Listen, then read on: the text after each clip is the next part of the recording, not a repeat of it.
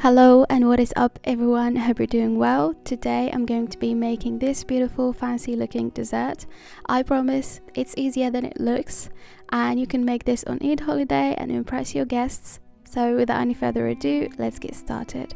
First of all, you need to prep your tray.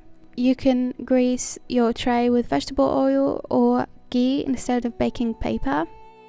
And the second step is to make sugar syrup, which is 1 cup of sugar, 1 cup of water, and I'm gonna let them boil on medium heat. And I'm going to add a few drops of lemon juice and 2 teaspoons of rose water if you want. Let it boil for 2 minutes and then turn off the heat and you are done. And now it's time to start making the actual dessert. I'm going to use semolina for this type of dessert. I'm using extra fine semolina. You can mix coarse and fine semolina if you want, but I prefer using fine semolina only. And also I'm adding vegetable oil and a little bit of ghee over the semolina. You can simply use only vegetable oil, but I like to use a little bit of ghee because it enhances the flavor and gives this dessert a nice taste. And as you can see, I'm mixing the mixture with my hand. I think it's the best way to do this, so the semolina particles absorb the oil really well. Now I'm going to add sugar and 3 eggs at room temperature. And add a little bit of vanilla. I don't have vanilla extract, so I'm okay with powdered vanilla.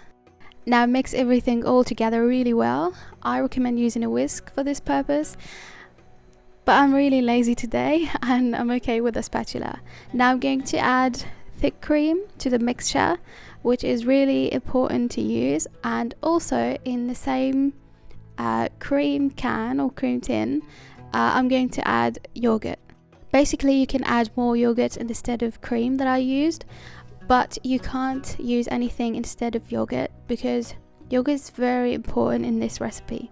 And you can read the description box below for more details. I'm going to leave everything in the description box below. And I also added 2 tablespoons of baking powder. The consistency of the mixture shouldn't be too runny or too thick. Now I'm going to pour the first layer in the baking tray. Make sure that it's even as much as possible and make sure you actually add half of the amount. Now bake this in a preheated oven at 180 Celsius degrees. And now let's make the second layer, which consists of full fat milk and corn flour basically. You can add other stuff to make it rich and enhance the flavor, like a little bit of sugar and thick cream. You can use a little bit of butter instead of cream when it's done. Now mix everything all together and put it on medium heat and keep stirring until it thickens and the whisk starts making those strokes, as you can see on the screen, and you see those bubbles, which means it's boiling and which means it's actually done. So I'm going to add 3 cubes of cream cheese to enhance the flavor, as I said, and the heat should be turned off when you do that, and whisk until it's well combined. Now let's get back to the tray that we put in the oven earlier, and as you can see at the sides it's a little bit pinkish but actually hasn't got any color, which is what we want exactly, because remember we're gonna put this back to the oven, so we don't want it to be burnt when we put it back to the oven.